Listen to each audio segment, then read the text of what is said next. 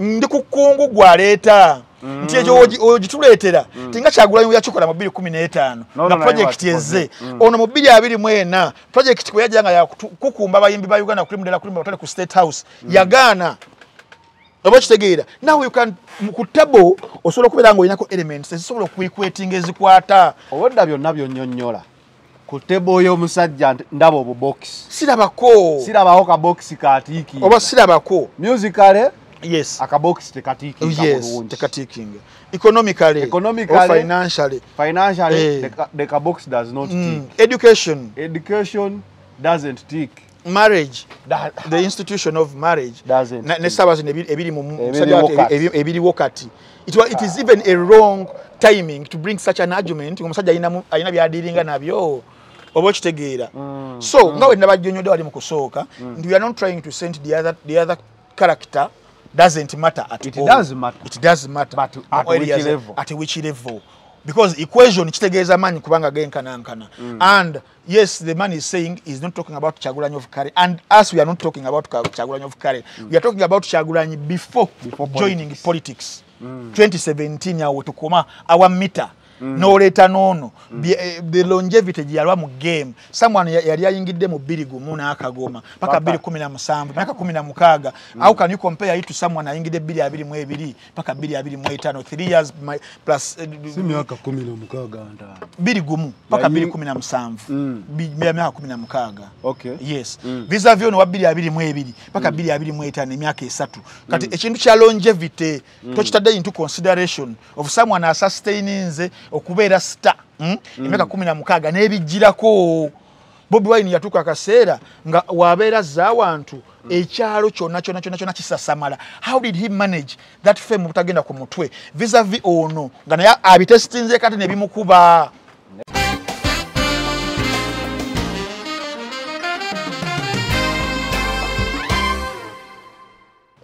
we yakomawo okuva ettake wayagamba maybe bana abafirika mukangezeke ebweru gwanga batira ne bamugamba so ne bamugamba wetambulireko nno olayiko olumbe lwina Luganda wagenda ne yetambulirako gye yatambulira yonna oba gye yeesiga okusinzira ku bigambo bye n'agamba nti bakizuula nti waliwo muyimbi munne yamuloga eyamukwatamu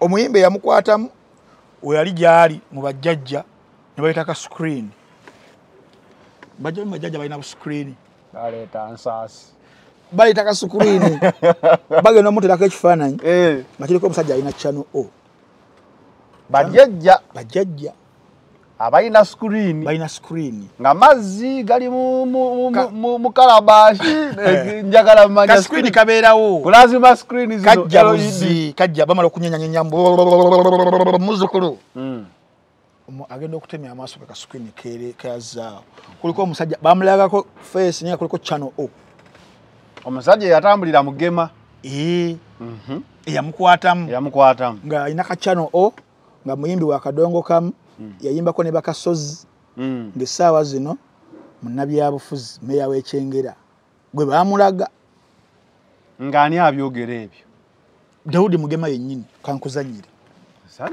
saagala bintu ebyo fwano tubalansinga story ngenda nakwetera yebye yayogera gwe bagamba nti kapoleyinge male mpulire ne toni kimwayogerera comedy oba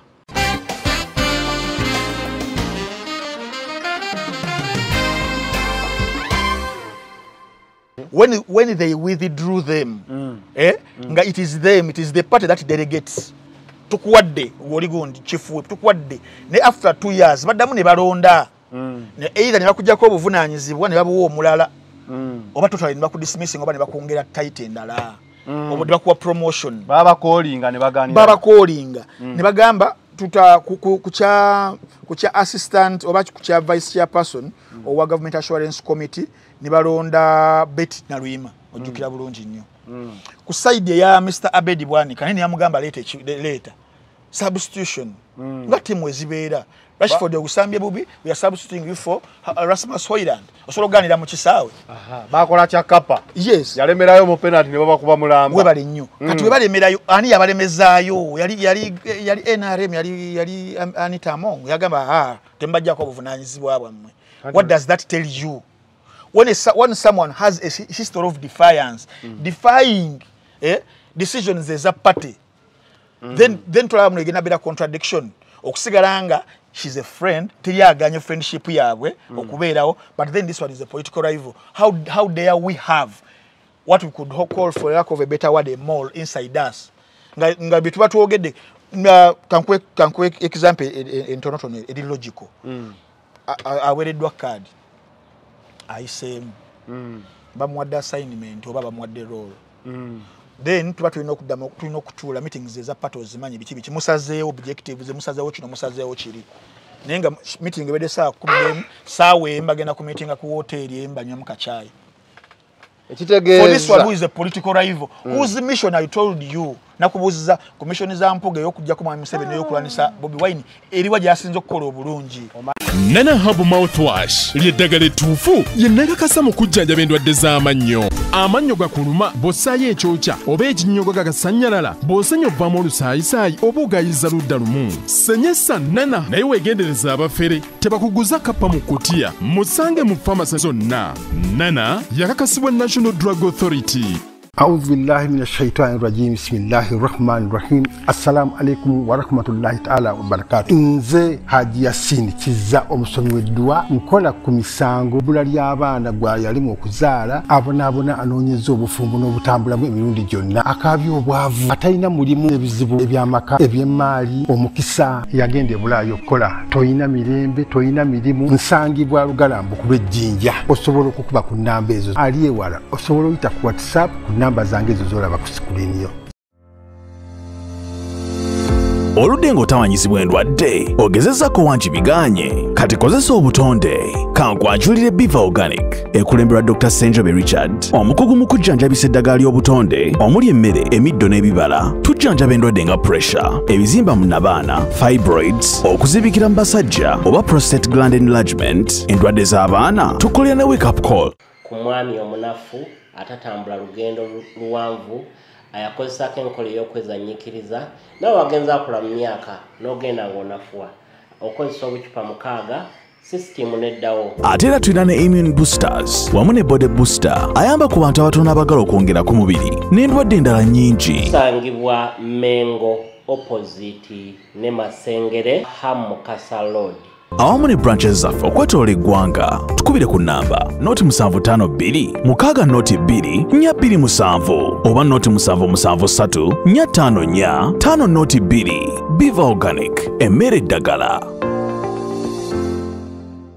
Focus 360 the final channel koli nga bulijjo every Tuesday tubeera ne Frank Antambi the Juggernaut Wine Balkeza akusanga mu roundabout nakukola ki nakulisa kye weddira wabeera nga asunguwadde nga bulldog gye balinnye ku mukira.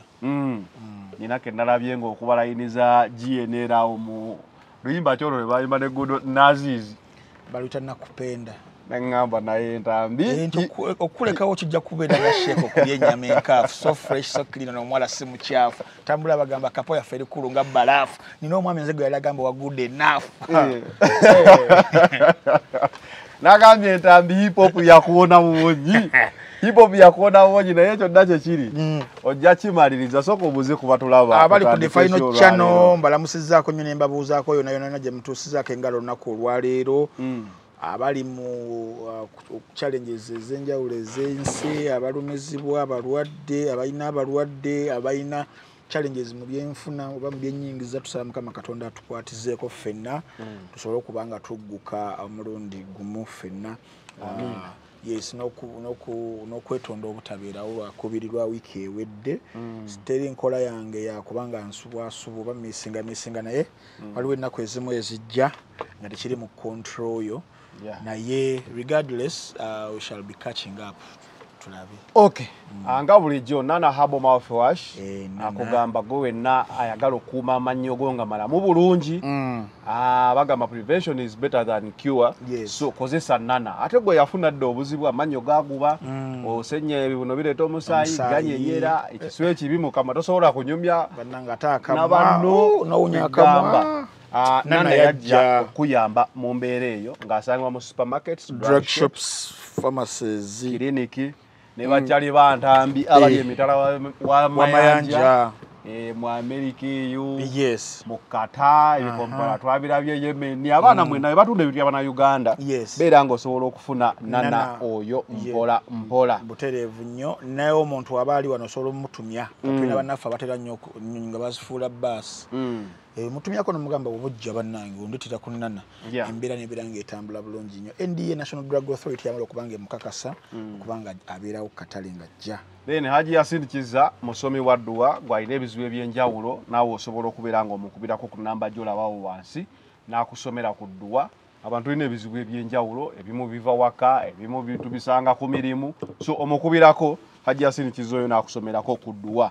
Ate Biva Organic yo bakozesa mmere n'obutonde akugamba Dr. Senjobo nti emmere eddagala endwadde almost zonna asobola okuba nga azijjanjaba naye nga azijjanjabisa organic products. Abasajja abayina ebizibu bya bedroom issues zo mpitirivu ka wake up call ko weekali abatwalwa mu kisaawe abeegaya mu size abaludde ku nkola eya masturbation nga kituusa nekikwa affecting nga tosobola kuzaala abaana asobola okuba nga akuwa eddagala. Abalina allergies abalina kookolo mukuba myasi abalina ssenyiga atagenda abalina okuziira abalina asthma abalina okusiibwa mu nnyindo abalina emigejjo abakyala nga muli mbuto wabula nga muwandawanda temuba namaanyi ate bumala okuzaala temulina mabeere abalina lung problems abalina sinuses abagala okugejjobokkogga naye omulwadde ng'oludde ku ddagala sako n'endwadde ezitawanya abaana abato. Katugambire ddala Biva Organic ddwaliro erijjanjabisa obutonde ali kugamba nti emmere eddagala basangibwa Mengo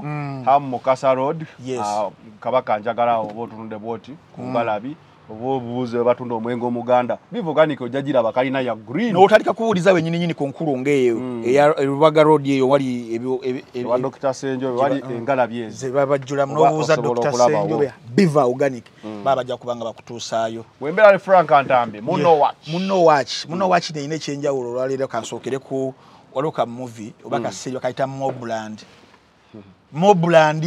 Kabaka Tom Hardy nzobodde se wano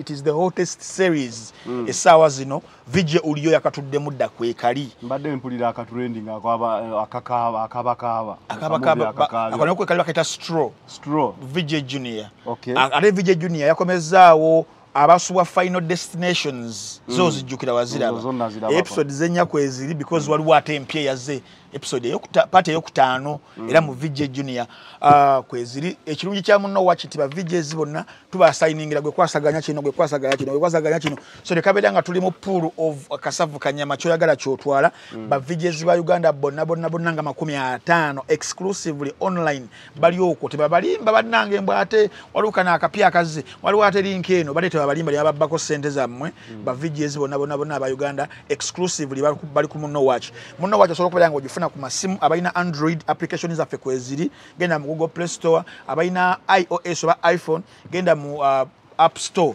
ojibere ngo downloading application yaffe abalina smart TVs era genda wanuleyo ku kibanja ojja kubeera nga application ogisangayo eya smart TV ogitekemu namwe aba browsing ira ku browsers ezenjawulo nga Google Chrome okutekamu butesi www.munowatch.com esente gibeera emitwalo 3 omwezi tegikyuka nko giri standard inflation newe yambuka etya fe twagamba omuntu waffe twabere nga asula emitwalo 3 kitegeeza nusu 10 buli lunaku nobeera nga olaba films enkonkomuli empitirivu ennyo so n'olwensonga eyo twegatteko ku mulundi guno embeera ebeerenge etambula bulungi nga ekiwubalo ofuma kifumi nga weerabira ku films mu maloboozi amalungi ate bifaananyi birungi mu generals empitirivu ennyo nnyini ddala.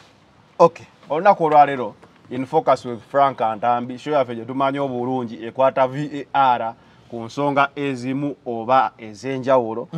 Twagala otukwatireko ku VAR wakati wa comparison gye mpuliddeko leero ku makya nga ku yekungu NBS TV ng'agamba sanyuka ebera sanyuka the next media okay ng'agamba nti Alien Skin ye wamulabira ddala ye Bobi Wine omukadde ngamboke akatambi ako ntambi ndozo ojja kankubira ku gotero okusanga obutambi okwo X obwo ojja kuwo kanzigirako ningamba tojja kutuula ku VAR Bobi Wine before politics ne Alien Skin even before and with the politics tulabe the comparison yeyo is it called for obe justifying waliwo tamu empya gye baleese bagiyita blind operation eyamalingo mu gye basereza musasulirako abantu oyinza obubuza okola mulimu ki blind operator blind operator bulijjo mubonya abasajja abakola eno dadda ku TV omusajja avuga emotoka emero benze mpya nogamba naye talina wadde edduka lya kibiri kyakola ddi kumbe ba blind operators n'emirimu gya blind operators abantu gibabuulire gye bakola wawulira omuntu ng'ayogera statement bweti ng'akola bwekiti oyo blind operator ali ku sente ya Mwami Museveni awo tugenda kwa tutunulawo Alien Skin era kyalawe namulabyeko ewa Simon nga byannyonnyola bannaye ngamboke ntambi namulaba ku Sunday Nation address ng'akubirira kuba awumbawumba okay then era namulabye ndowooza officially bamusayininga endagaano eri bazemu ne bamugamba ekibiina kye kino kyennyini Kifangon Forest kirina omuti omunene namulabye era bamuteeka waawo nga alaga akomyewo bulungi nnyo mu kampeyini yaabwe ndowooza omwezi guno nga 3 bagenda kubeera Masaka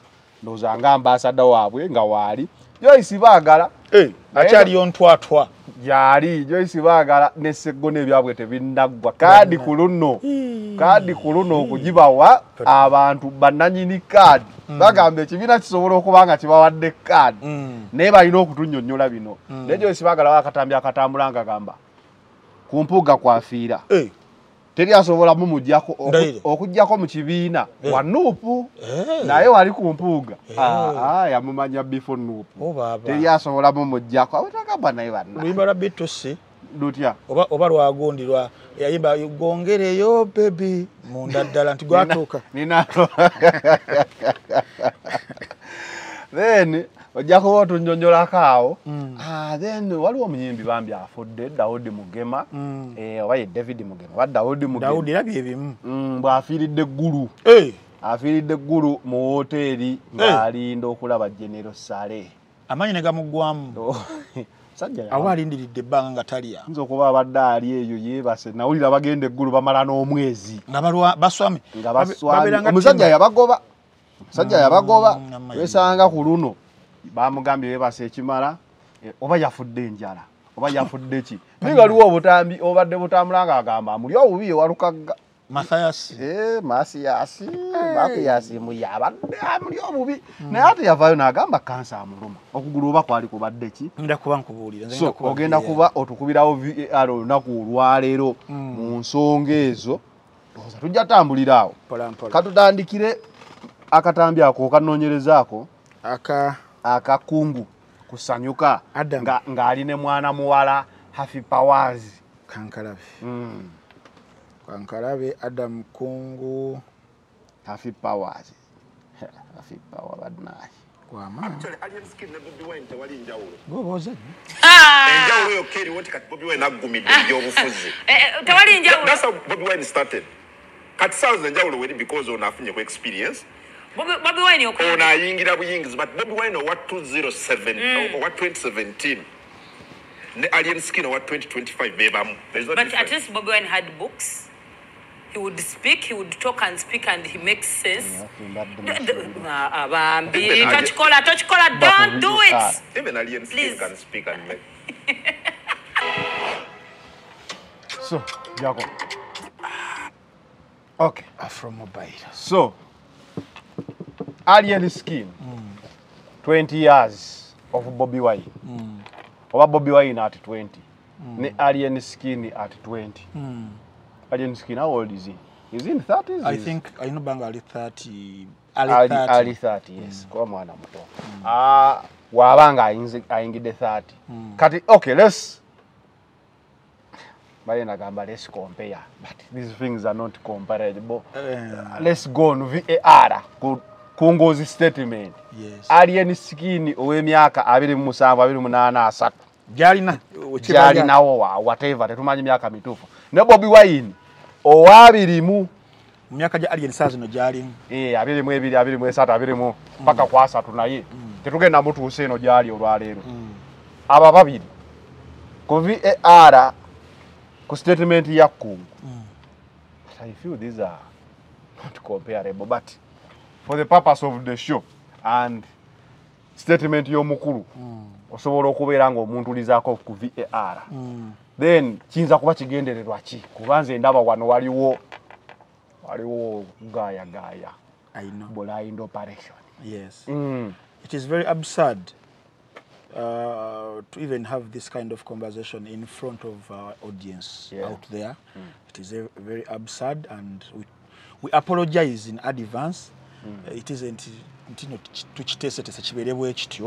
that is one, but because someone called Adam Kungu used a platform in the magnitude of a national television in Sanyuka TV. And it is circulating on social Yes, media. to So draw- if it goes uncounted, Definitely. then that is not Iran. Definitely.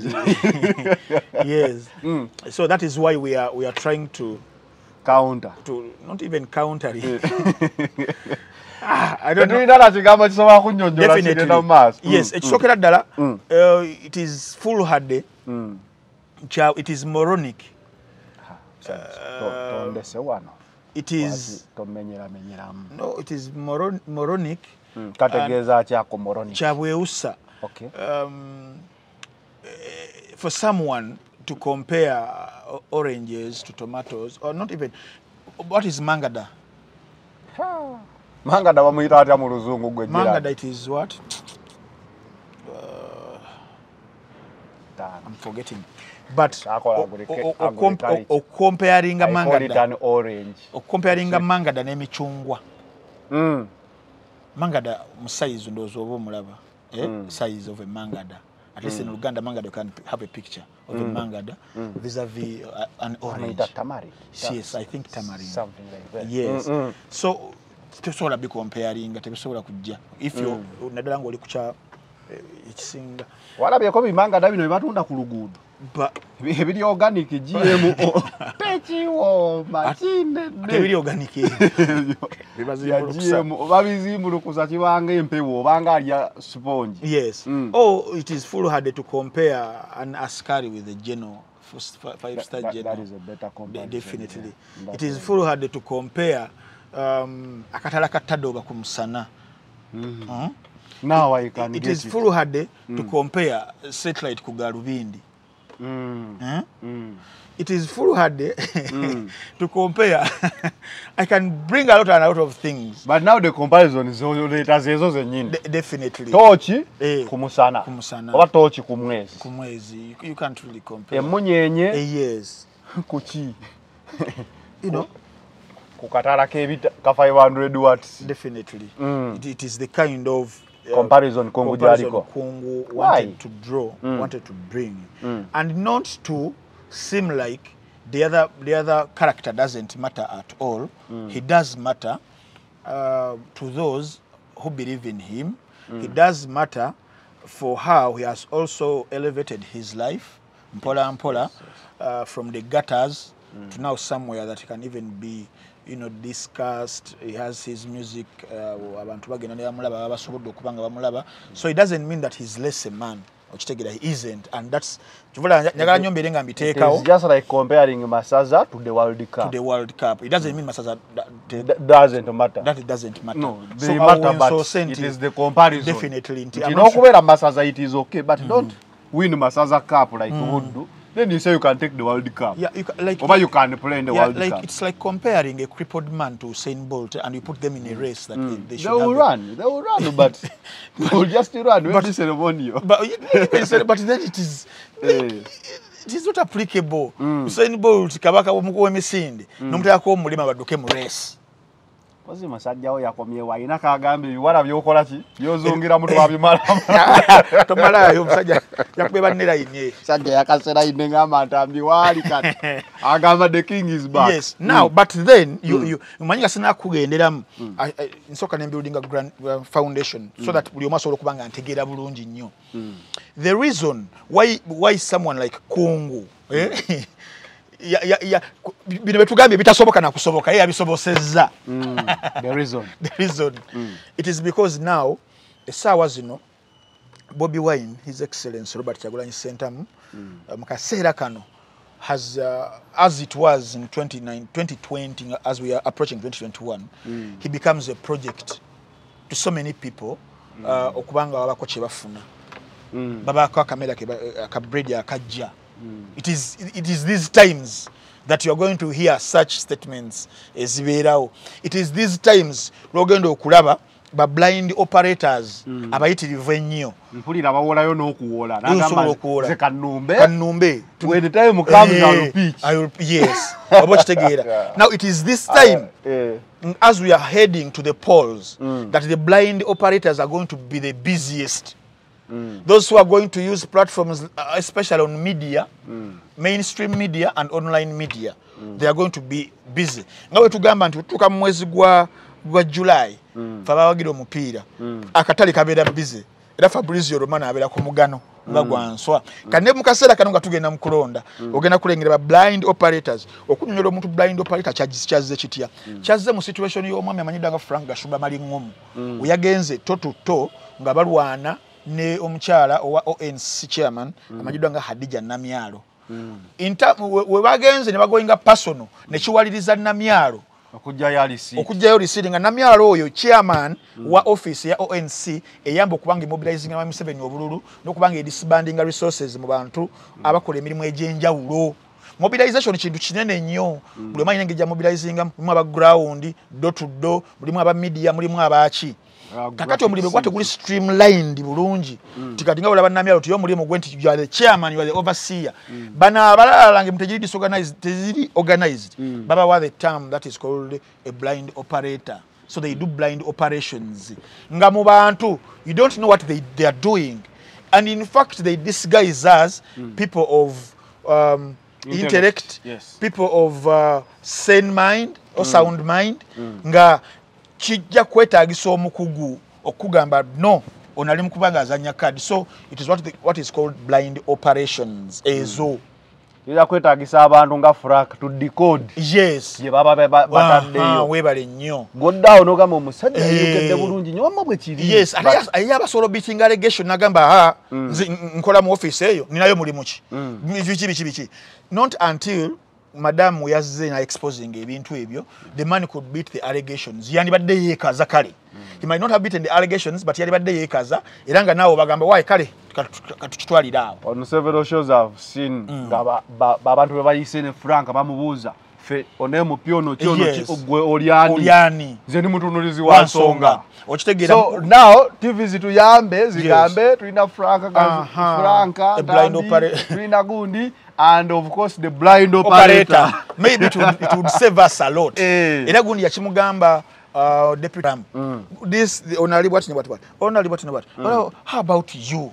Last time we saw you were put on handcuffs on allegations of fraud and stuff. You understand? So not until this battle came through that we knew there is a term of job description of blind operators who are paid monthly. Yes. So mbadde kugamba nti mukaseera kano tutandise okulaba what bulijjo kye twenoonyerezako nti kiba kitya of blind operation moves. Okitegeera someone wakes up bulungi nnyo as my brother Adam whom I hold in high esteem but probably because of maybe where he works from like Next Media, sorry to say, who also might not beat the allegations still of the precedents they've been setting of the kind of operations they do mukaseera kano. They might not also beat those allegations. So probably maybe where he works from, I don't know if signing abagamba waliwo manyi mirimu kati bagamba olinokola emirimu egiwerako okuba nga ofuna sente mu Uganda okubeere ng'otambula kati basobola okukugamba waliwo guno ofuna obukadde 3 omwezi but also oba tofuddeeyo osobola okugattako guno ne guno obeere ng'ofuna obukadde nga 8 omwezi kati we don't know oba that close nti abantu kati mweno period basobola okugiactivatinga nagamba I'm here for the taking, let me take on this. I'm here for the tally. Yes. Watch together. Because I don't want to put a next media on the spot, but I will really be hard-pressed if I don't do of the presidents I've seen, of some of the workers I've seen. Someone like Samson Kasumba, what he's doing on X. Someone like my brother, my elder brother, Kagwanjala, what he does on his pages on X. I've been following, I've been seeing. So you'll be hard-pressed not to allege that maybe they are also blind operators. They might not be, but I'll be hard-pressed if I don't think so. So maybe even also my brother Adam Kungu has succumbed to that. I really, I'll be hard-pressed not to think otherwise. Not to think otherwise. I might be wrong, but then.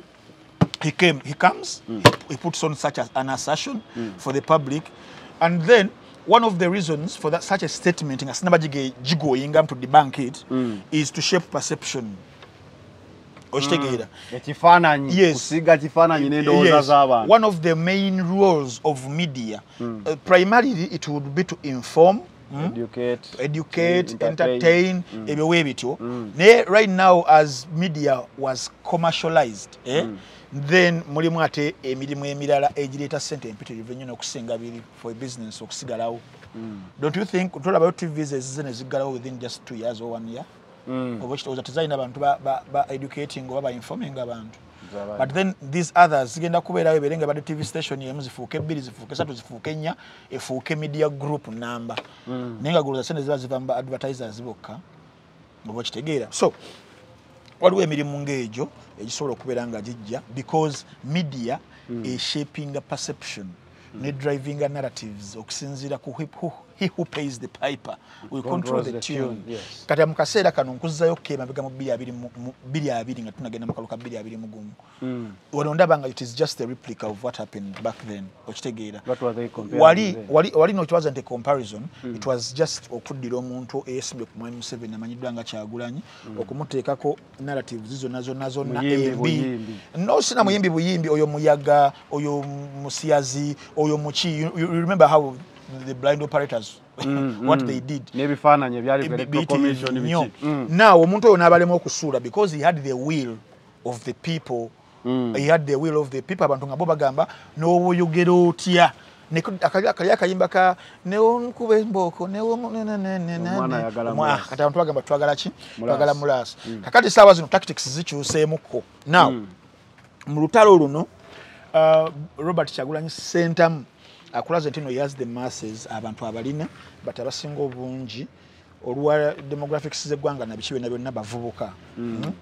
Ye yandibadde nga social base ye enene nnyo as in so many other countries. Okitegeera nti kati kibadde mu nsi endala but in Uganda it was him charging up the youth, the urban youth, the ghetto youth, taking a charge of their leadership and country nga balina okubeera ng'etambula. They never saw that mu kusooka.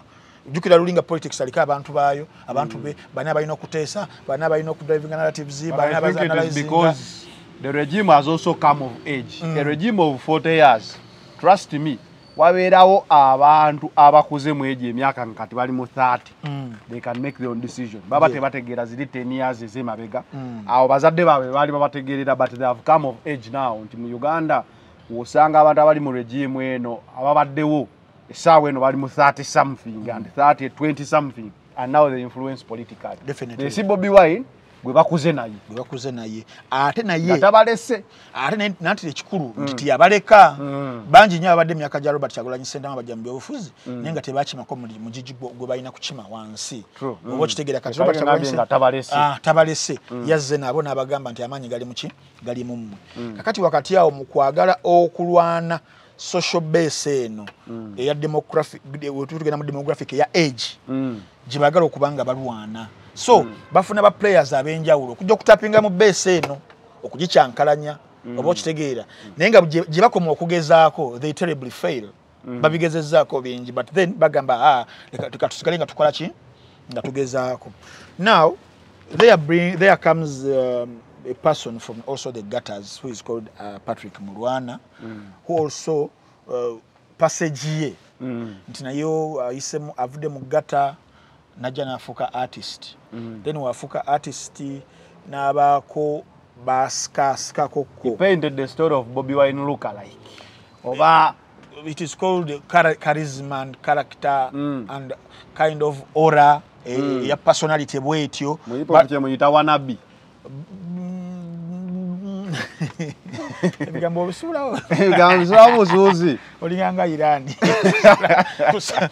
Bobby Wine wanabi sort of kanfaananemu but kanfaananemu ayawukana ku ani original yes ba copycat ayawukana ku original yes ayawukana but also ne copycat says nazo waliwo josobola okudownloadinga ne koma ku 30% negana oba kitegeera there is a different there is a difference between what Robert Kyagulanyi Ssentamu was 100% I want to make a replica than what seems to be a replica and 30% teyatuuka what do they came emabega someone agala okubeera nga Robert Kyagulanyi Ssentamu agala okubeera copycat as you said bibi ne ebintu yabalina osoko okutuukiriza okujja ku mmeeza Kyagulanyi before joining politics tukome ku 2017 that is where Mr. Kungu wanted to stop yes Kyagulanyi agenda okutuuka ku 2017 genda mu buli element gy'oyinza okuleeta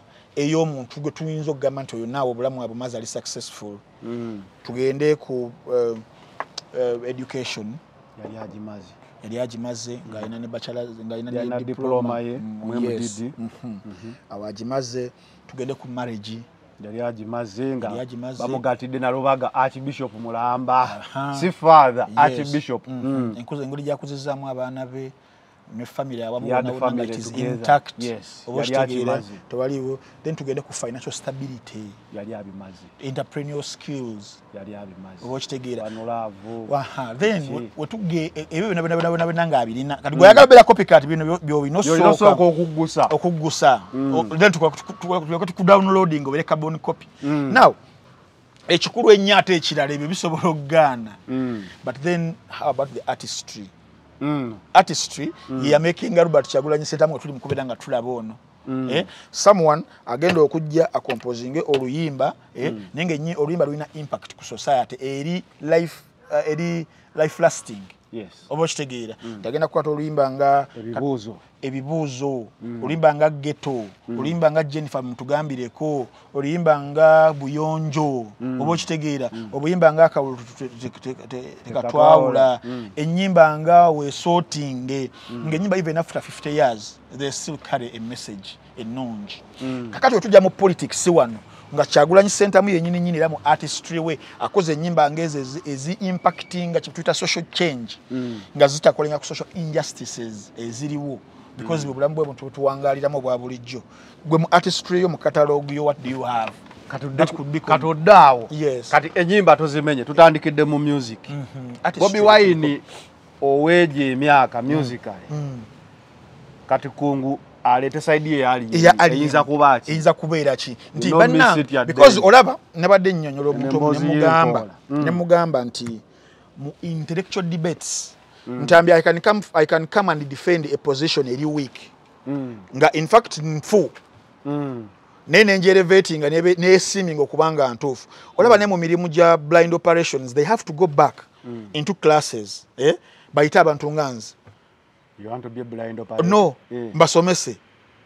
Abasomese butya muyinza okulimbamu obulungi. Mu propaganda batugamba kibeeranga mu mateeka nga tuwoza nga bawoza amateeka. Gw'osomanya muno basobola okuleeta nga nze oli lawyer, ndi lawyer. Basse producer w'omuntu. Naye nga ekituufu baamusse era ntambi ye yakoze eki. Ye yasse. ninta binafuna royo mujagujago omugezigezi Agamba. Najja najuwinga ebintu byawo bichi gwe obedanga oliro ya muyabayaba nga bajja ku defeating because mateka twajuwinga arguments twajuwinga teka twajuwinga bichi ebyo ebyo ne bakulekayo kati ne wano if you want to elevate status ngeye bantu perception eberenge enoga oyino kubanga oli mugezi obo kitegeera nti ngawe kunyonyodde nti comparison ya Bobi Wine nti alien aliyanga Bobi Wine nitujeo element sezo nitujeo box ku box by the way olaba kati nga Bobi Wine uyawasiza mu 27 yalipo sabika 210 ndo 210 we watyo 210 210 we watyo tikakati olaba no mwana ono mu 218 yawasa embaga ye nebera bweti bano bagira bweti basadaba anti nkubuulira nti omuntu omugezi if you want to set a perception you bring element ku element okitegeera katuvekayo mu marriage wetugenda nga mu entrepreneur entrepreneurial skills ezo Bobi Wine ngawe yakola beach eyebusabale saba zino erenge it is a business eri mukubiranga etambula singa se kujiyingirira kwa government okitegeera nti no mwami ono ABCD mu entrepreneur akoze kino okitegeera ati kugamba nti omuntu omugezi kyaba ino kukolanga argument eyo wakujiguza abantu fe blind operator ne mukama wo jali agambe yo muongeze mu wabaina abadafuna milioni 3 muongeze mu mukaga obo kitegeera tutuva mu finance tugenda mu artistry okitegeera music usajja go yakuba kunyimba bwesi tunulya mu katalogo ye komyawo katulete yono akuyo oluyimba bwe routine repackaging akubanda koze bwati nevuga omusajja yatuka ekiseera Robert Kyagulanyi center mu wakatinga has each and everything nagana okusellinga out that is what we call selling out from hip hop oberanga toli out and out over an orthodox rapper no yimba bino bikuyiseewo gene otapinge mu pop tugamba is sold out. That's why we don't give respect to a person like Drake but we do to someone like Kendrick Lamar twagamba was selling out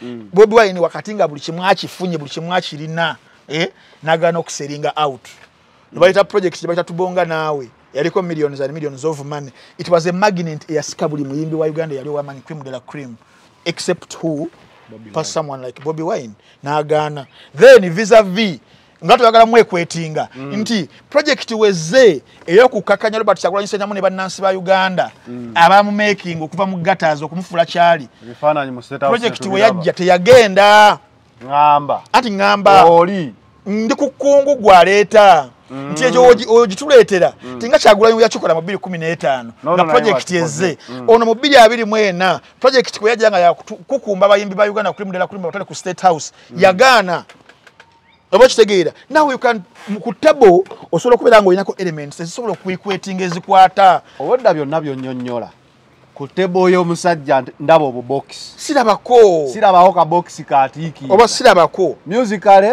yes aka box tekatiki yes tekatiki economically or financially the ka box does not tick education doesn't tick marriage the institution of marriage ne sabazi ebiri mu ebiri wokati it is even a wrong timing to bring such an argument omusajja ayina byadiringa nabyo obo kitegeera so ngawe nabajjonyodo ali mu kusooka and we are not trying to send the other character doesn't matter at it all. It does matter but at which level because equation kitegeeza manyi kubanga genkanankana and yes the man is saying is not talking about Kyagulanyi of Kare and us we are not talking about Kyagulanyi of Kare we are talking about Kyagulanyi before joining politics 2017 yawo tukoma our meter no leta nono the longevity yalwa mu game someone yali ayingidde mu 2 n'akagoma paka 2017 paka 16 how can you compare it to someone ayingidde 22 paka 2025 3 years plus simyaka 16 anda 2 paka 2017 myaka 16 okay yes vis-a-vis no wa 2022 paka 2025 emyaka 3 kati ekintu kya longevity tochitadde into consideration of someone sustaining okubeera star emyaka 16 n'ebijjirako Bobi Wine yatuka akaseera nga wabeera z'awantu ekyalo kyonna kisasamala. How did he manage that fame butagenda ku mutwe vis-a-vis ono nga naye abitestinze kati ne bimukuba nesebo wali eri mu box emmotoka zaazirina zawandiiseeko ezabeerangako firebase no naayineza Fangon Forest. Mukama wange kakati kyekyo kye nagambye nti mangadda kwaliwo obuntu obumu ngezaako kutegeera kungu Nah. ayinza oba yalabye nti ono yalinawo baasi yalina esikale design nono alinayo ebimotoka bya tourism bidabo kabini Range Rover abiranga nabyo ayinza obikompeyaringa mpozi nekyayagala okugamba katulaba ne wekibeera kya gaali because in abali mu rap mu hip hop tulina ebintu bingi nnyo ebyabeesangawo ba rappers okuba nga bali influential Fangon kuru kyebayita someone to be notorious notoriety nti how they traded notoriety era a bit different and tactical nti Robert Kyagulanyi Ssentamu yes yayina eggaali saaba gaali ekyasinze in the history netwawulirako ko Robert Kyagulanyi Ssentamu bunno kakati waliwo DJ akaaba kakati waliwo bagundi bebaije kakati waliwo abagiza bagenze ku firebase Kamwokya ne bakubirayo kakati waliwo basazeeko enviiri eggaali zakola ebintu byanjawulo yati yafuniramu buzibu awo wonna ate kakati twali tuli Kamwokya waliwo motoka yatomedde omwana esengene kimukuba kakati biki tobiwulirako waliwo ate abamawulire babano bali mu kukaaba naye nga eyalina eggaali esembayo nti eno gyalina eyinza kuba nga na wheelbarrow beringi oba kitegeera kakati even mu gangster lifestyle ejo someone how he traded it vis-a-vis ono ng'ate ono yemuletedde n'ebino ebizibu byakola ki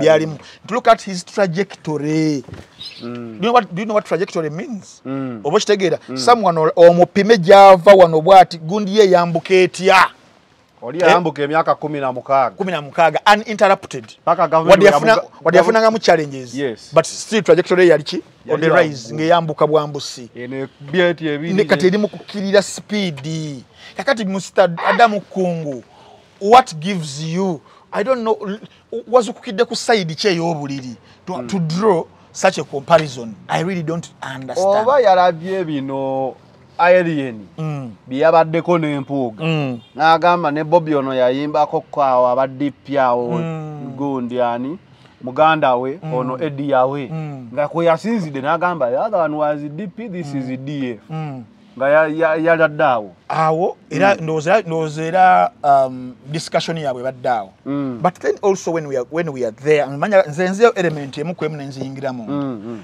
Robert Kyagulanyi Ssentamu as an artist never signed any memorandum of understanding with any party to be there mobilizer ngono kibali mukubanga bamukozesa obo kitegeera Kyagulanyi yalaba ebintu ebyaffectinga where he came from Kyagulanyi yalaba ebintu ebyaffectinga of who made him what he was at the time nabiyimirirako from day one akalulu kakwa kabiri 16 nga bamaze okuteeka Dr. Kano Kizza Besigye under house arrest nagenda ne gitaye na mubuyimbira na nyimba yakayimba freestyle then nakafolo oluyimba kubaita situka tukoleki tutambule aho wona Dr. Kano Kizza Besigye yasobola okugamba bannange FDC tukungane tuleto na abere chief mobilizer waffe mu ggwanga aberenga alalinga abavubuka obo kitegeera akakatego newe kali badde kazze yali badde akakolaki yali badde akabuukamu Kyagulanyi ye nakola echenjawulo nagano mukozesa ye nagamba let me take charge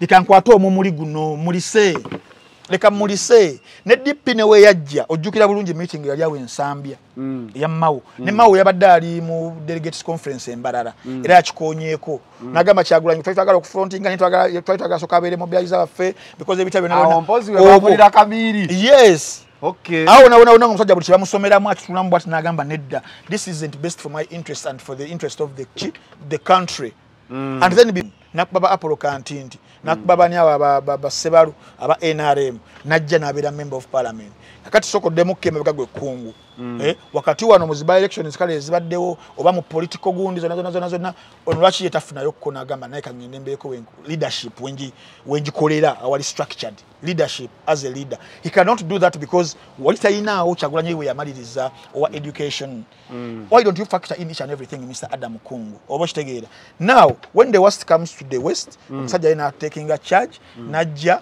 with all the challenges sabazi no ali chali now on the other hand oli yes akutte kubo tulino waliwo kibayita modus operandi. Kategeeza ki? Engeri gy'okolamu ebintu gy'obadde okolamu Mode of operation. Mode of operation, modus Obadde operandi. oyogedde ebabiyita Latin. Yes, Banyi Latin maxims. mu abantu abaasomye ebyo bintu mumanyi okwogereza Latino ne mutiisatiisa ensi. Twogere Luzungu.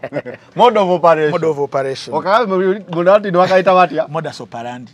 Modus operandi. Yes. Ngenda kagamba omuntu nga excuse me modus yinza obitabi connecting I want your modus operandi. I want your modus operandi on my table, yeah. Okay, mode of operation. Mode of operation. Yes. Nti Sitaani Katonda weyanyiiza Zaneru. Zaneru yagenda wa? Katonda weyanyiiza ani? Zaneru. Katonda tanyiiza. Kale weyanyiiza ntambi. Musajja yabuze ekibuuzo. Katonda bakunyiiza ogenda wa Sitaani. Omugane Katonda kyogamba siri mwana wo wati ompisa wotyo Katonda nange ndi mwana wo nti ndi mu kifaananyi kyo ne dread zange. Katonda yali muzungu ali eno yafuna mu challenges ng'omuvubuka ezamujjira na biki byonna byonna. The best decision he made yasooka kubeera nti nze katika mbeere nga nze nakola ebintu bye then bannakyegwanyizi gye baava ne bamusomeramu ddiiru ezo ddiiru zetwalaba genze ku State House zeddiiru zetwalaba atandise okuba zi kampeyini z'aba NRM bakasolo challenges bwe kabanga kaali ka blind operation. Sajja wange mu nvume nga mutaddeko obukofiira nfune ensonga entwala kati awo wonna kibadde nkwetera kibayita modus operandi naddala mu comparison ya Mr. Adam Kungu nti when you are trying to compare two people we batyo wadde tekijja tono yafunamu byeyafunamu byonna byonna we saw where he went. Omutima gwe gye gusula. Omutima gwe gye gwagenda. Which and he deserves all the rights to decide whatever he wanted to do, to decide, and we are not taking it back. Mara ni yezuula n'avaayo. Na deciding agende akole n'abo bye yalaba nti maybe mu ndowooza ideologies n'engeri gy'atambuzaamu obulamu bajja kusinkinga. So he went to the government, he went to the state. No, he went to Mpuuga. Before, yes, before. Tolabenga zi campaign zabaddenga keza yero na bikibe nabyo naba minister by'omu State House awo. Bingi, patriotic kiriji, bitirivu nnyo. N'agenda ekyo. And you're comparing you Mr. Adam Kungu. So, wobeera nga oli ku kino ekyokumitinga ani? Okumitinga Mpuuga na modo wa mobilizer. Era we go back to modus operandi ya Mpuuga. Sitaani we yamunyiiza ye yalagawa. Yakola ekibira kye kirimu omuti gumu omunene gujjudde ebibala omubisi n'enjuki byonna biri ku muti ogwo gumu. Oba guliko ogwo omuti nga nkyali ku modus operandi. Tugenda ku ideology ye. Webeera nga ideology yakubeera nga yes koze ekibiina kye ekyobufuzi oba alliance oba platform gwolaba amaanyi asinze gateeka kwani kujjako Museveni oba kujjawo Robert Kyagulanyi Ssentamu. Amaanyi ge ga kujjawo Robert Kyagulanyi Ssentamu. Tuli ku modus ki? Operandi. Oba ni mukudda bikola sense bye nkugamba. Bikolera ddala sense. Kati wekubira nga amaanyi ge ga kujjawo Robert Kyagulanyi Ssentamu than Museveni. Aba akolera ani? As a blind operator. Maybe doesn't see where he's working for. He doesn't know who he's working now, for. Mr. Adam Kungu, there is no way we are going to compare these. Olumungera ningamba naye kankwate munaye nange noonya wemba kwatira musirabawo kuba kati mbutuufu aba oli alwana kujjawo Bobi Wine. Kati ole DF oba nge China Alliance Democratic Alliance Southern D Southern A Southern DF wabanga balina constitution schedule esooka kulwanisa Robert Kyagulanyi Ssentamu. Now bachimye someone to help them do that. No ambassador wa mobilizer wa. Era kyabadase mukola. Gwe bamufuna mu moment. At his worst between Nupu na ye. Ne bagamba kati engeri gye tuvudde eno katutwala ona abalwanyisize ddala. Kakati nza buli kimu kitandika okubanga kikola sense nga kyeddamu kyokka. So for Mr. Adam Kungu, one, I was very, very disappointed. Yes, I was very disappointed by the statement he made. I was very disappointed by the statement. Why? Did you have any hope in him? But then, after this critique of what we've nentegeera maybe sina kumunenya.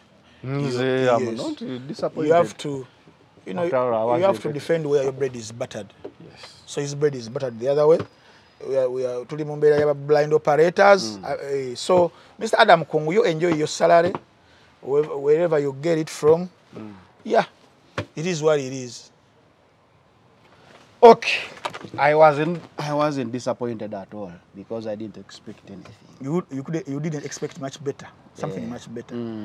Kati gundi alien bazeemu ne basayininga oba ne ba kumpuuga ku kitebe kyabwe ku kibiina bamutwala oli ku DA bamulese ne ku DF. Ekiddako olwo Abaganda olugero bagamba nti okuttokera busa obusa kiba kya bwereere. We are trying to see Democratic Front. Abaganda balina olugero lwala olugamba nti ow'empaka akunama ebiri enkima gyekoma okwambuka. yekoma okwolesa ensigo olugero siwona olugwayo obwereere bwalyo. baddamanyi ekiba gyekoma okulinnya omuti n'ensigo okwewuuba. Nayo kituufu. Ne bali bakigera lulala bakigera mu ngeri gye tulina okirekamu. Bagamba enkoma gyekoma okulinnya omuti enkima gyekoma okwambuka omuti gyekoma okola ki okwolesa obwereere bwayo. nkima ebeera bwereere mbadde mmanyi yonna eba bwereere ate bwolesa etya. Baali bageza Abaganda ne babikkabikka naye nga kye baali bategera kyekyo kyogambye. So the formation of Mr. Mpuuga's political front is ejja mu mbeera ya okuswala lwakiri bannyonoona. The thing was very simple in the beginning. Undermining one of the biggest and most valuable cores of the ideology of his party, which is called accountability. And if he failed to account for the 500 million Ugandan shillings that came into Mumbeira ya bagitaminga linnya ki? Thanksgiving. Sente ezo sente baziyita ki? Bakiyita ki? Handshake. No, not handshake. Whichever name they gave it, which was contrary. Benefit. It had something to do with the benefit. Yes. Some service award. Service award. Yes. Which was very, very unconsequential to the ideologies of the party. Ezali ziri nnyo ku accountability ku ssente y'omusolo. Kitegeera. Kakati bino ebyajjaawo. Omusajja nga manyi waliwo baddeko ko mu mbeera n'ogamba lino ekkubo lyenkutte, there is no point of return. That is the route he took, because it wasn't even about okubanga ina disputes ne ba members abamu mu party, but Bannayuganda. It was about Bannayuganda. So is a major blind operator. Tusobola okugamba nti nno yanyize bunyizi nga we don't know his job description. Until Namyalo will come out and say, "Why now?" Ate kati Namyalo yesi yamukwasaganya. Ababavu ko kuba. Kati we tuliva jodi. Watu yeta yomba. Ebikola tubiraba.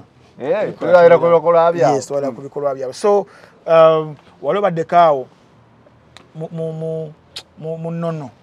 Waliwo abaana bayita abaana ab'ekibi. Bastard children. Labaka dinaku zino byakyuka naffe bitutwalaganya mpola mpola. Naye luli kasozaalo omwana ebbali. Ebbaliwo obufumbo.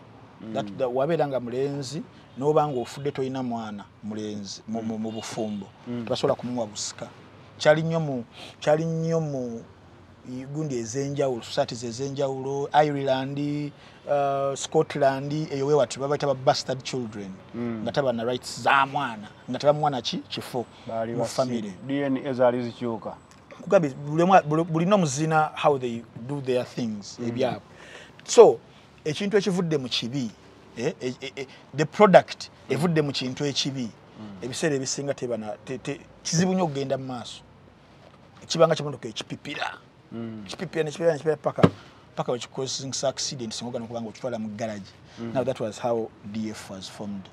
Mu mbeera yonna someone aganya ku accounting da for someone aganya kole chili right someone agenda na forming an alliance mu kusokera ddala someone na expecting or what there is what we call assuming importance, self-importance. So the man assumed a lot of self-importance. Nabidanga atandika statements nze bampala nakubandi mugezi. Bampala nakubandi wa kitibwa. Yenze yakola Kyagulanyi, yenze ya mubalaga, yenze yali brain gundi wabwe. Byonna bonna nabyeyita ebirungi. In trying to assume chiwaita self-importance, like he's the best thing that we've ever seen since Namanyi walo kibagamba a blessing in disguise. After all those claims, Fetwakola Chino with his crew, time came to do their own. The point I was building, the self-importance he gave himself, he made what we call reality frustration. One, now organizing a Thanksgiving. Waliko abantu 19. Abala bona bafunanga bayitaita bali mujja mu kamera nemere baji baziririra. And do you know whom he called? Era yakubira alien skin najja na yimba mabu yimba. Ninga reception yali ku 2%. Reception of versus reality kyali asubira. Nituva wao, nituvuga. Imagine ewake uwe kibaita home ground na afunirayo that kind of blow. It was a huge blow. Netugenda ku ekyokubiri. Which came first? The visit of NUP in Masaka or leadership or Thanksgiving, which came first?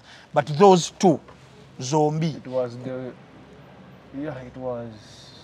Thanksgiving, I guess. Yes. Kwanga waliwo kyasooka kyokuzika what was the name? Pascal. You remember? Ku home ground. Byali agala okukola awadde abantu bikadi bagirejire ne bamudefeatingirayo eyemu 0. Nakola Thanksgiving. Era ne bajja ne bagumuwangulira kewuwe 2-0. Ne bajja waliwo wali okuzika n'agamba Kyagulanyi nze yambalaga abantu awo is conceding. Home ground. Waliwo kiseera Manu yakubiranga Arsenal kwa Ibali. Ati njagala nzijo example abantu bayinza okuliratinga kennyo. Nga tujja tubakubba banani ne mukola Emirates tubakubba toleta bintu kakati omusajja buli mpira gwe organizing da Old Trafford kale ewuwe bajanga nyamukubirangayo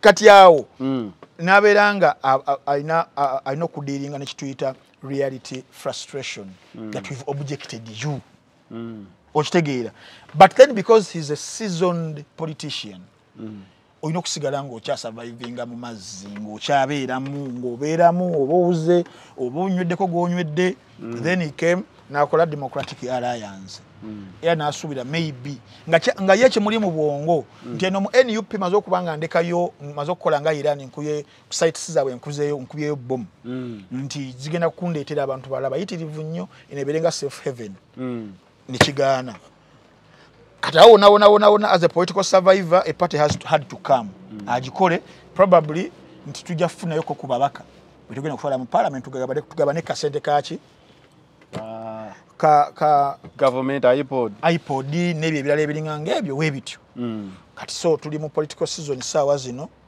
ayina okusigala nga activities zigenda mu maaso ate yes yabadde giyagenze Etteeso walabye abantu yabaddeko abantu 8 abamwaniriza nyamwambaza nyamwana erinnya all those are political reality frustrations zali mukudinga batugamba fe twakola Kyagulanyi nga tebeekola webale triumph entry ya Kyagulanyi anywhere in Uganda kubeeyo yenyine Etteeso yaliyo naye ne bamuwa erinnya Kyagulanyi wona any district in Uganda gyayinza okugenda the list you can get nga tataganyiza is maybe 50,000 people niyo laba batekawo n'emizinzi era abantu still ne basigala nga bakola kiba mugoberera gwe n'ogenda Etteeso okubeera nga ogulawo ekibiina nofuna abantu 8 people and you want us to discuss you as someone who is seriously contesting for political space we cannot so ono giyagenze kuwezako kukwata kisubi olaba dekawo ngobbira fe twabugirako ko mu bidiba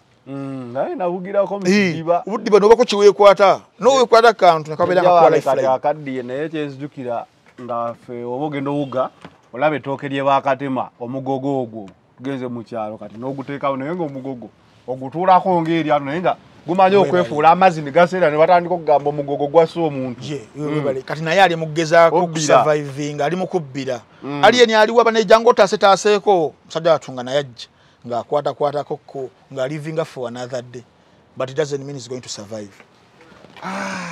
Joyce Bagala nga sinamugendako kabajukizi bannaffe aba H&K Pro Cleaning Solutions basangibwa Bunnamwaya okuliraana Bunnamwaya Police Station ne Mukono Nasut Kanana abakuyamba okubanga bakola ku full house cleaning balongoosa ne bayotera ddala ennyumba yo ne beranga efaanana bulungi ng'ewunya bulungi nnyo, carpets bazoozezza, sofas bazoozezza, enfuufu bagijje ku bisenge, ku bifaananyi, ku frames, dining, ntebe, tukoze tutya wonna ne beranga ba cleaning ennyumba n'ekisenge ne beranga ddala bifaanana ddala bulungi nnyo ng'osobola okuba ng'okyaza abantu ne bategeera ddala bannanga omusajja wasula walungi nnyo bwe bafuluma mu kisenge ne mu ddiyo ne bajja ku lubalaza oba by'olina ebyokusiimula ku lubalaza mu lujja pavers ku mategula waggulu rooftops mategula mabaati ne babeera nga babirongoosa so bano kyokulongooseza ddala kye bayita awaka bakikola bulungi nnyo ate era nga nammwe abalina hostels furniture bamulongooseza ddala bulungi nnyo nabeera nga atambula bulungi nnyo mu ngeri emu oba endala so bakubire ku namba z'essimu 0790 318 6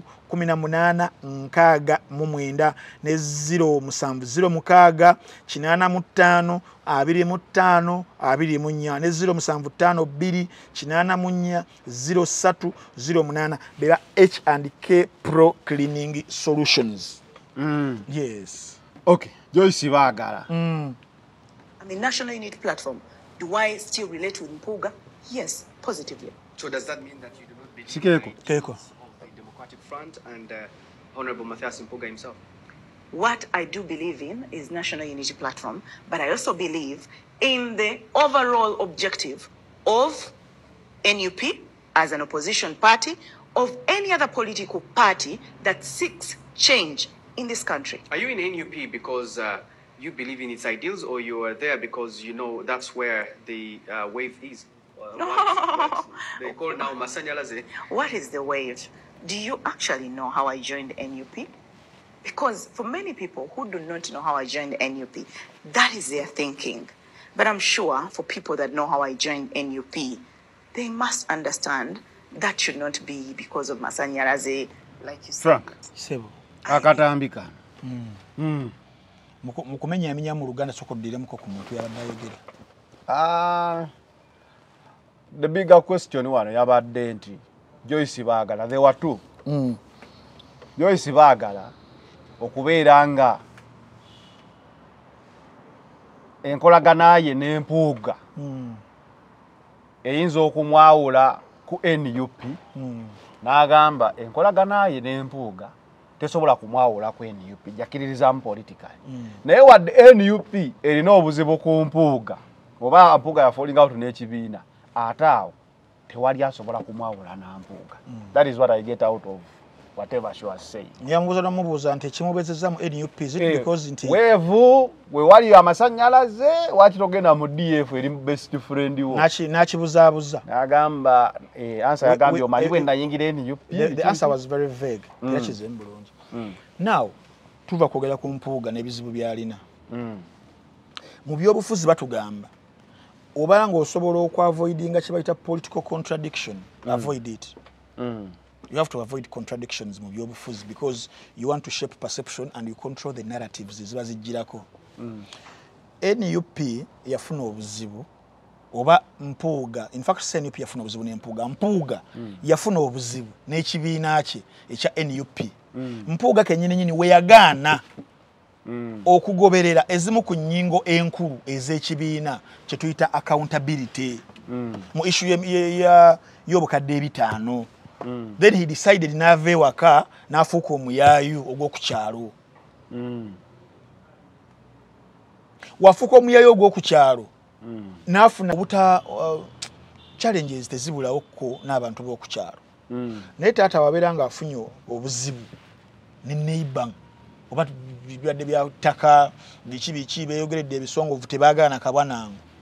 Gwe omwana ow'omunda obeera ng'oyombye ne taatawo n'osenga ewamulabe wa taatawo. How should we consider you? Oba kitegeera. That is number one. N'olwensonga eyo baagala Joyce Ntwatwa ali caught between a rock and a hard place, but he has to make a decision. You have to make a decision. As a decision Madam Namboze took, because I don't think ntibagala yasoka mpugo kubanga bakwatagana mu byobufuzi. Yasoka Namboze kubanga akwatagana naye ninge gye bali batambuza kuva mu DP kuva mu Nkuba Zambogo twa tugende bamwanga Kivumbi bonna unless nga waliwo ekintu eky'omunda ekya Nina Rose gwongereyo baby munda ddala. I don't want to think so. So what about loyalty to the party as a politician?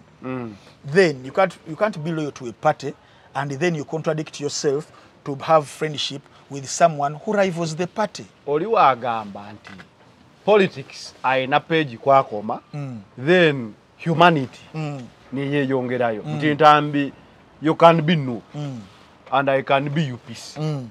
That doesn't stop us from being friends. Kitufu. You can't have divided allegiance in a situation of what I've shaded for you. Nti Mathias Mpuga Nsamba is a player.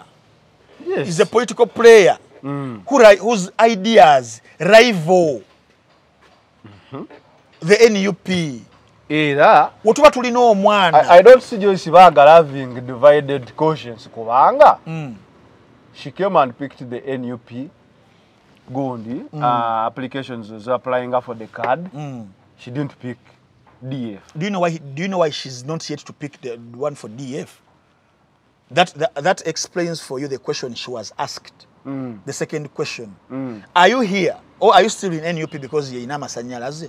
But do you think Mukuloza konna konna had DF or Democratic Alliance picked the momentum of People Power of 2018? Would you have seen that madam? NUP always. Really? With what we call the history of defiance, kusaidia iye nkujukizeko. Mu 2024 mu June. Mu bukiiko obuteekebwawo bwa shadow government. Ojukira bulungi shadow chief whip Nambeshe ne leader of opposition Joel Ssenyonyi. We batuuka akaseera ne amugamba we delegated you for this role. But then we are withdrawing you. Kukakiika ka ku committee yajibali baita government assurance committee yali vice chairman. That is a scenario that also involves Bwanika. Definitely. Okay. When they withdrew them, nga it is the party that delegates. Tukuwadde Woligondi chief whip tukuwadde ne after 2 years badamu ne balonda ne either ne bakujjako obuvunanyizibwa ne babuwa omulala oba totally ne bakudismissing oba ne bakongera title endala oba ne bakuwa promotion baba callinga ne baganira ne bagamba tuta kucha assistant oba kucha vice chairperson owa government assurance committee ne balonda Betty Nalwima ojukira bulungi nnyo. Ku side ya Mr. Abedi Bwanika nene yamugamba later substitution ngati mwezibeera Rashford ogusambye bubi we are substituting you for Rasmus Hojlund osolo ganira mu kisaawe bakola kya kapa. Yes, yalemerayo mu penalty ne baba kuba mulamba we bali nnyo kati we balemerayo ani yabalemezaayo yali NRM yali Anita Among yagamba tembajjako obuvunanyizibwa bwammwe. What does that tell you? When someone has a history of defiance, defying decisions as a party, then tulaba again a bit of contradiction. Okusigalanga she's a friend, tiyaganya friendship yabwe okubeerawo, but then this one is a political rival. How dare we have what we could call, for lack of a better word, a mole inside us? Nga bitu batwogedde kankwe example in Toronto edi logical. Awereddwa card ayiseemu bamuwadde assignment oba bamuwadde role then tuba tulina okutuula meetings eza party ozimanyi biki musazeewo objectives musazeewo kino musazeewo kiri naye nga meeting ebedde saa 10 saawa emba genda ku meeting ku hoteli emba nywa mukachai. For this one who is a political rival whose mission I told you nakubuuziza commission za Mpuga ey'okujja ku Mwami Museveni ey'okulanisa Bobi Wine eriwa gyasinze okukola obulungi. Omanyi nze Yowala ankuleta n'okuba VAR. Ekitegeeza ekibuuzi kino omukwano gwe oba friendship ye ne Mpuga will cost her the card for fear of having a mole. Now, mwasoma commerce na economics. There is what we call an asset. There is what we call a liability. Yes. When you're having Madame Joyce Bagala Ntwatwa, She's a liability. who is a very, very, very, very good friend and whose friendship gyatayagala kubeera ku wadde any cast of stone gyeteerebwako. Is she a liability to a party or an asset? A liability. Gwebelanga gwe CEO wa company, would you rather keep a liability or wofuna chance liability okugijjako jejjako? You better keep the asset. Kankubuuze, we yali ajja okufuna nomination okupickinga nomination mu politics wache tuyita symbolism. Public action and symbolism. Kebere kiteteeyi kala gye yagiramu. Ekiteeteeyi. Tojja kisanga kati kyali kya green. No, I remember doing a show about it also. Teaching, yes. That is symbolism and public action. But in yesterday's interview, she had the red coat. Olunaku lw'ozze for a nomination. Here, she looked more nope on TV. Nkugamba wali here. Kugamba wali public action yechi wali wajira for a nomination kiba kyamaanyi nnyo. Laba wazze watyo. Kati woogatte ebyo byonna n'obigatta ebyaddala. Perception nkulu nnyo and she's looking to be an opportunist mu kaseera kano. Because DF tepikinze momentum. Oba kitegeera. Do you see her come independent over genda mu DF in case she's denied the card here? I think that the door is open to DF. DF eri mu kubanga enoonya ba political survivors wesobola okubeera nga survivingira. Whatever action she will take, if she's not NUP, it will be catastrophic for her. Whichever, because even in the party itself there is internal competition for her position, for people who are much more loyal than her. Ebirubirirwa bya party. How do you deal with that situation? So, fallout ya Mpuuga kwa accountability principle. Noberanga mukwano gwe tutaganye. Kuba teri amugambyeko omutobera mukwano gwa Mpuuga. But then nkubulidde nti you are having a company, you are having someone nga operations ziri bwezityo abeera liability oba abeera asset. Ngenda kuwa examples zino wammanga enjagala zino songa yange evayo bulungi muganda wange Zanero. Mu Uganda mwe mukka where people mu parties ba undermining principles za party obalaye bangi nnyo and sometimes most of them have gotten away with it. The bargains away with it. That's why tutuuka after 40 years ngensi yaffe eri mu mbeera mwekola ki mweri bweti. Era nze party nga NUP webeera evaayo kubeera nga esobola okuba nga epanishinga kubamu kuba members baayo nga ba undermining the principles ne values za parties mbeera naye emabega waayo. Ngenda kuwa example mu ggwanga lya America omanyi bulungi nnyo Labour Party nga tuli mu COVID mu 2020 omwami MP gwe bayita Jeremy Corbyn omumanyi. Labour is it in UK? Yes, UK. Gambia, America. Sorry, UK. Labour Party. Jeremy Corbyn. Jeremy Corbyn omanyi kye yakola? Ne yali disoyo nga Madam ani? Bagala. Bamususpending nga amaze okuba nga downplaying kibali bayita scale of anti-Semitism mu Labour nga bali bamaze okubeera nga bayisa Equalities and Human Rights Commission's report. Okitegeera n'acknowledginga bi anti-Semitism n'aclaiming ebyo n'abeera dramatically n'abi overstating for reasons eziri political nga Madam Bagala waali. Punishment manyi gye bamu withdrawinga bulungi nnyo n'ataddamu kubeera nga yeesimbawo ne membership ye ne bagisuspendinga. Okitegeera era mu kalulu kali akabiri 24 teyajja ne munne mukwano gwe Maki Mazinsi ate ne wa Conservative Party because eri bali ebibiina bibiri ebivuganye nnyo Conservative ne Labour. Ono Mark Manzis kye yakola ku ssaawa zaali 9 ez'ekiro kya 15 n'akubira omuntu omu n'amuteekako pressure amuwole 15,000 eza pound. Mata yagiyita life and death matter. Oba okitegeera ate nga mu kibiina kyabwe ekibali bakiyita police rebellion. Imagine ako punishment kye bamuwa era mu kalulu akaddako mu Conservative tebamuwa kaadi. Okitegeera so ku examples z'aba Geraint Davis yali wa Labour, ba Chris Pincher yali wa Conservative bayitirivu nnyo abazze bakula ebintu but party first party ebeerako byekkiririzaamu. The moment we bamu withdrawing abawe ekifo echa government gundi n'alemerayo that was the moment party yalina okumugoba mu kibiina. But because olumu mulimu some consequences eziri legal ze batagala kubanga bagenda n'okukozenga turmoil ne bamuwa benefit of the doubt for the constituents but mu bibiina ebiri very aggressive naddala ku values z'ebibiina byabwe madam bagala singa bamu withdrawing adda. What are chances of getting the card? They are on a scale of 10. Let's not make it 100. Probably 2 or 3. Probably. I'll be shocked, not even surprised. I'll be shocked if she gets it. I'll be very totally shocked. Next move after failure to get a card. You see her in DF? Definitely. She's a DF. She's an in and katiye kyali mukolera DF is what we call blind operation. She's a blind operator of DF. Kuba question yeyo ku mutimbagano olabe tukane ku mainstream TV. Yes. Nejibuuzaako kitegeeza ku ground. Yes. There are trust issues. Definitely. There trust issues. Kaliko ogambye nti can you have a mole within you? Mutese ebintu mu dakiika 5. Nga bigenda woli.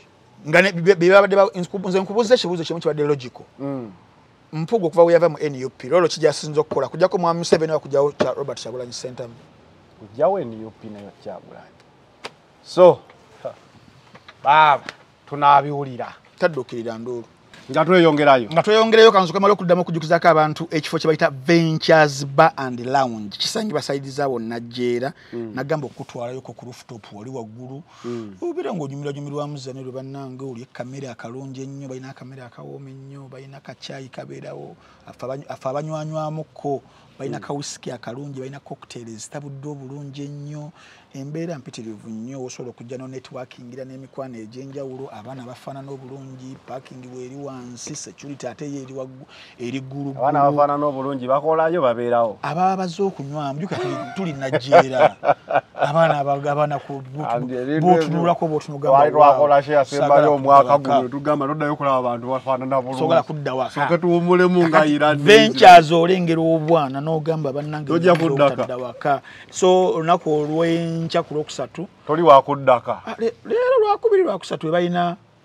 balina gundi ndi we balina quiz balina quiz olwokusatu bannange nja kutwala ku Ventures wayitirivu nnyo VVIP section erikoze abagala okucharginga amasimu osobola okubeera ng'ochaginga so bagita Ventures Bar and Lounge esangibwa saidizawo e Najjera okuliraana Najjera police station ne bannaffe aba Sham Confection Plus bonna bagamba basanga okusaidiza Equatorial Mall opposite offices za KCCA edduuka namba P9 nga bayamba okubanga bakuteekera omukolo gwonna gw'obeera olina kagubere mutono nga graduation nga birthday y'omwana omuto kwambuka ku birthdays zammwe abakulu graduation parties kwanjula kuhinjira mbaga event graduation ya baby class nazo so okuba event yonna they can really organize for you nga ate bakabaka mu kutimba nti n'oba olina gugwo n'oyagala muntu atimba oba abantu batimba basobola okweta tiimu yawe nebeera nga ekutimbira bulungi omukolo negubeera nga gulabika bulungi nnyo abagala ka fruit oba ka juice akava mu bibala ebiri natural miyembe micungwa mangada butunda whichever bakola ka natural fruit juice akalungi ennyo namwe abagala okusurprisinga abagalwa bammwe babawo kye bayita floral and gift hampers weziri no surprising omwagalwa oba omuwadde bimuli oba omuwadde kirabo kirala naye ng'omusurprisinze gwe oli bweri waggwanga munnaali wano omukwano ogwewala naye gwe bagunyuma kubamu gift so Sham Confection bakuyamba okubeera nga batuukirizaawo era basomesa n'okusomeseza ddala mu abagala okubanga mufuna trainings mu bintu ebyo bennyini byenjogedde abagala okuyiga okubakinga emigaati oba kekisi abagala okuyiga okukola juice abagala okuyiga okukola ice cream n'abagala okuyiga okutimba byonna week ebeera emu yokka n'obeera ng'obiyize ku Sham Confection Plus kuba ku namba zino 0782 37 889 93 ne 0704 46 56 940 nesemberayo ddala zeezo zijja bakubeera otambula bulungi nabo. Okay. Daudi Mugema yafudde yafiiridde eggulu eggulu gye baali bagoba abayimbi abasinga oba amawulire agatambula galaga yafiiridde eggulu mu hoteri yafudde enjala kirwadde kyamukutte simanyi kugamba yafiiridde maanyi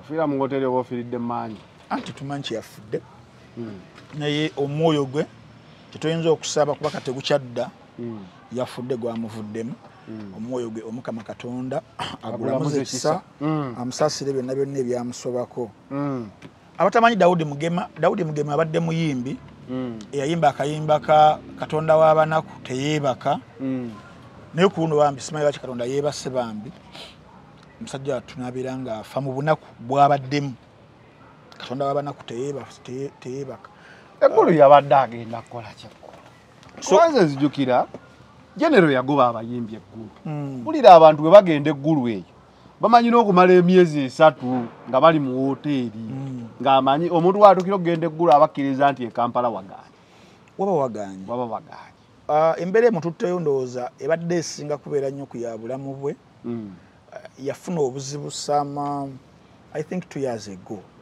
nafuna obuzibu okugulu kwe ne kuzimba wekwazimba n'agenda emulago wagenda emulago neyamukera namugamba alina kansa wava emulago neyeetolola amalwaliro amalala mu Uganda galinga amalwaliro 4 neyamugamba talina kansa n'agenda e Kenya yali Aga Khan neyamugamba talina kansa n'agenda was it Ankara e Turkey nabamugamba talina kansa alina ekirwadde kibabuze n'akomawo mu ggwanga erya Uganda naddayo era emulago n'emulago neyamwetondera namugamba tusonyiwe toyina kansa twali twalaba bubi era afudde alina amabaluwa 2 okuva emulago so embeera ye bwetyo n'agenda neyetambulirako bagamba olina kansa it means batandika okuwa eddagala lya kansa naye amaanyi bagamba tolina kansa awo bate bakusiize kansa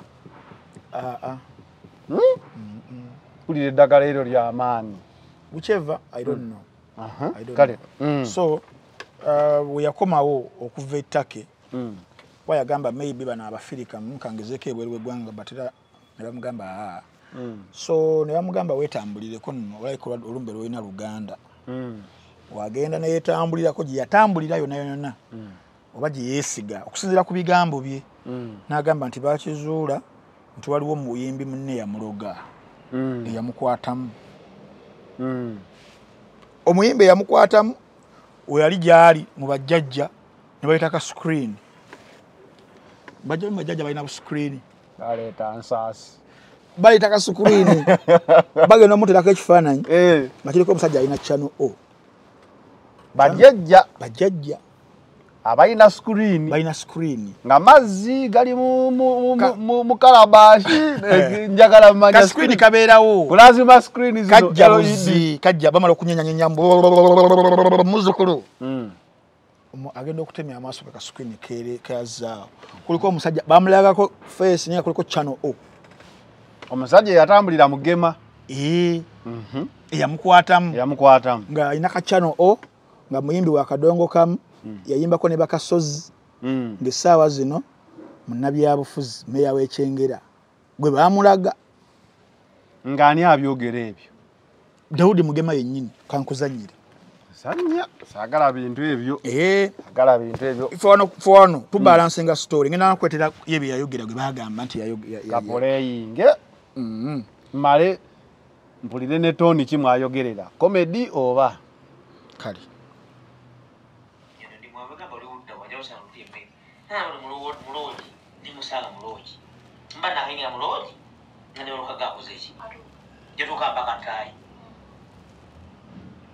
mpuliriza bulungi nogana okubadde okubiza ebimba byange okali okuyimba oyisa abantu bakulabye nemugamba nakugambye ntya nakugambye bw'oyimba ngenda kugenda erino nayo sente gompa magugulu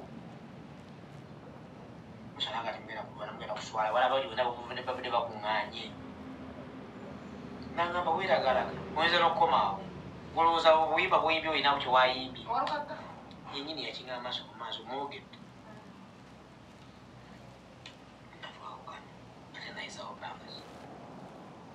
myaka eki lwaki ŋŋamba nti ye mukyandwala takubiranga okusimuka olemera obulwadde ensi n'ensi yankubira essimu ensi n'ensi nensonda ssente ensi n'ensi nekola buli kimu ye mubuuza era nkubidde obadde okumpezayo kamesegi kibalira obulwadde So video campaign gaterewa abantu olino kawuliranga baleme gamba nti ntambi yayogera olulala nayogera ate bwati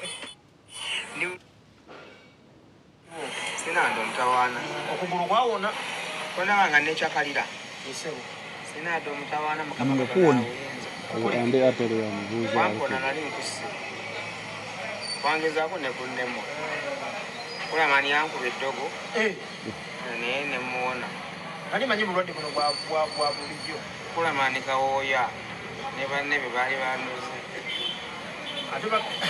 ati agamba kulama kaba nagamba kulama ali agamba walukaga so kitegeeza the man is contradicting himself and I not bajjajja abalayika bamulimba oba it was comedy si comedy omuntu obeera nga oli mulwadde nga essuubi tolina otandika okukkiriza mu you know like mental status yo tebeera the same kubana ogamba lukaga ate kyano ogamba kulamani fe tuba tunaba mu ngalo you are not consistent with your words so kitegeeza ne walukaga naye abeera akola ki anaba mu ngalo wenabuuza ku walukaga wamubuuziza nga leero watabusi kola lonchi katonda w'abanako ensi yonna enda abeekyotera abeebuwama abairuka yambye nnyo era lwe yakola lonchi katonda w'abanako ensi yonna enda abeekyotera abeebuwama abairukaya nze namuwa ekibiina kyange Vision Heroes n'abayimbi n'ebyuma nange n'akola shows 3 nga simusabye ennusu neegi ne mugamba mugema gwe nkutadde namuyimbira kubanga ebyuma babipangisa miliyoni nga 10 bogataka abayimbi senze alipadde n'abakubi b'ebivuga bonna nga bange so ate era mbaddewo ebbanga lyonna nga namuyambi nga musanga nnyo kalenda bamusanga 5 mba 10 ne muwa n'olumu kiyinza okubanga kino kyaza ate nze nalwawo okumanya mbadde mmaze ebbanga ddeneko nga simulaba noze emyezi giringa 7 mwali mufunyemu obutakanya ate tuyiti sina naawe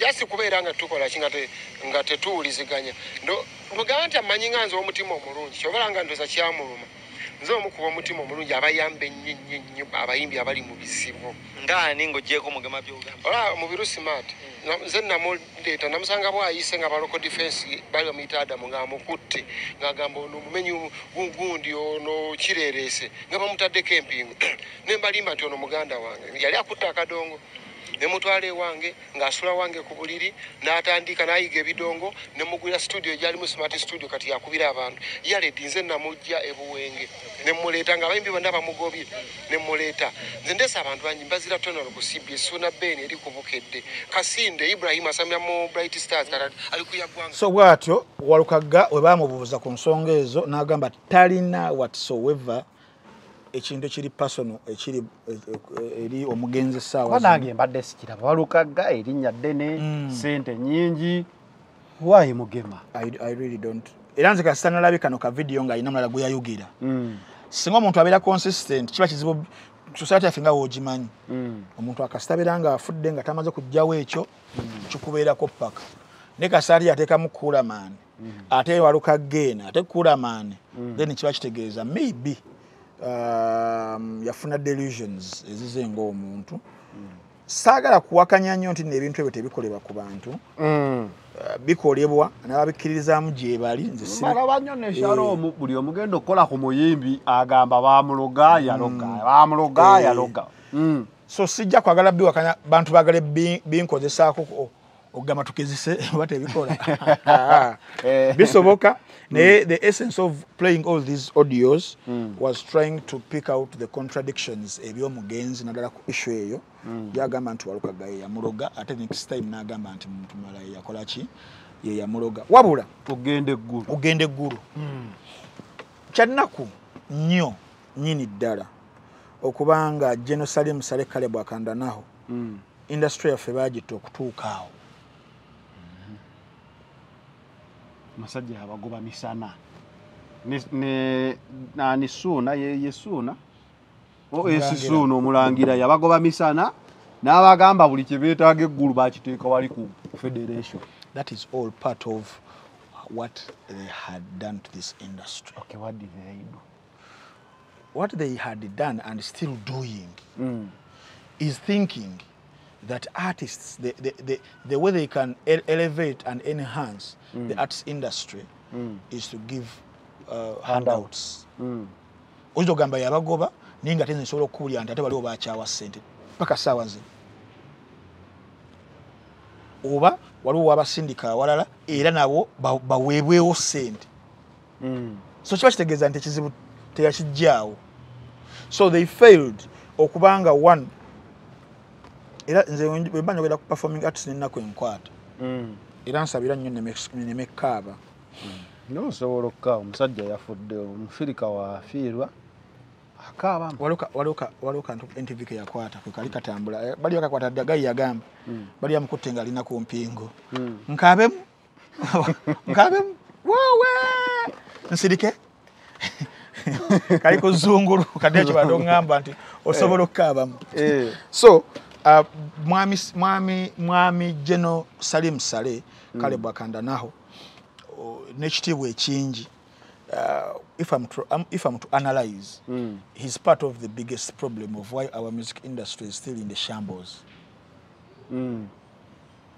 This NRM government, other governments, because this is very broad, but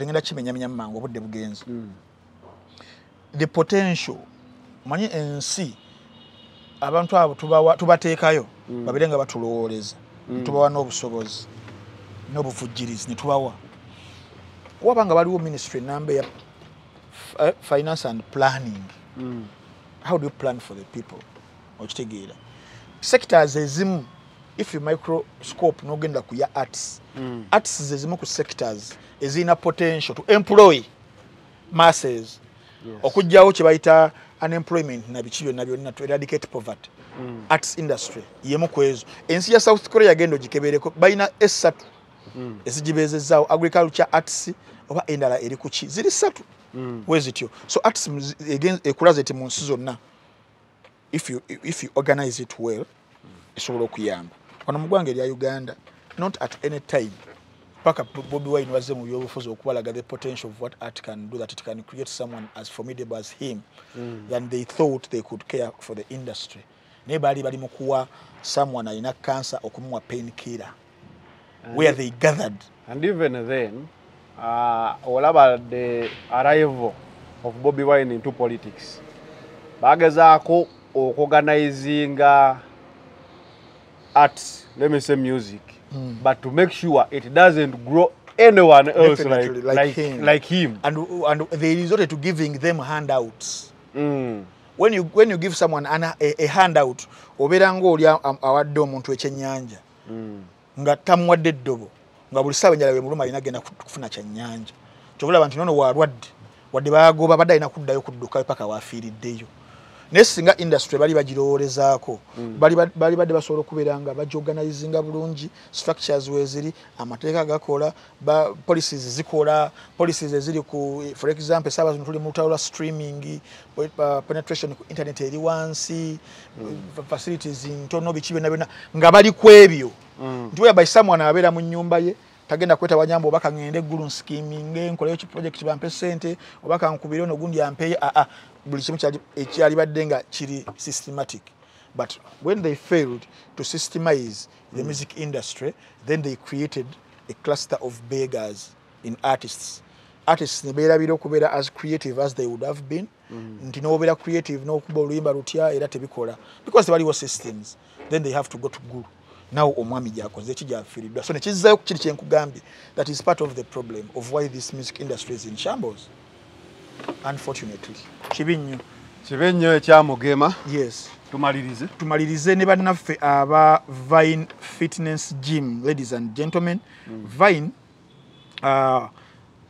tuba twogera ku gyms ezirina facilities ez'enjawulo ate ez'akabi ne ba personal trainers oba ne ba trainers abalungi. Vine Fitness Gym yemu kwezo esangibwa side z'abano ebukoto ku Kirabo complex ku level esemberayo ddala waggulu era nga ba offering ebintu nga muscle building abagala okubanga muzimba emifumbi muscle soze emifumbi weight loss abagala okubanga mukogga muko mutoninga muko then strength training ne weight gundi byanjawulo strength training ne muscle building byanjawulo then baina zumba ne fitness dance eyo ebeerawo akawungezi then baina aerobics ne relax stretch baina spinning ne cycling studio sessions baina gym nojja nobeeranga ositula baina boxing nobeeranga ofuna ku skills za boxing nabagala ebya defense self defense babiyambako abagala body toning ne babayambako then n'abaana baina kye bayita kids for fitness dance ba operating okuva ku Monday paka olwa Sunday okuva ku macha paka ddala kiro bakubire ku namba zino ez'essimu oberenga okola appointment nabo bakuwe program eyinza okubanga ekudiyamu okusinzira ku bimu ku byensomye eri 0772 987999 ye Vine Gym and Steam esangibwa Bukoto Kirabo Complex. Okay, Focus 360 to then focus with Frank and Tambi. Till next Tuesday, we out.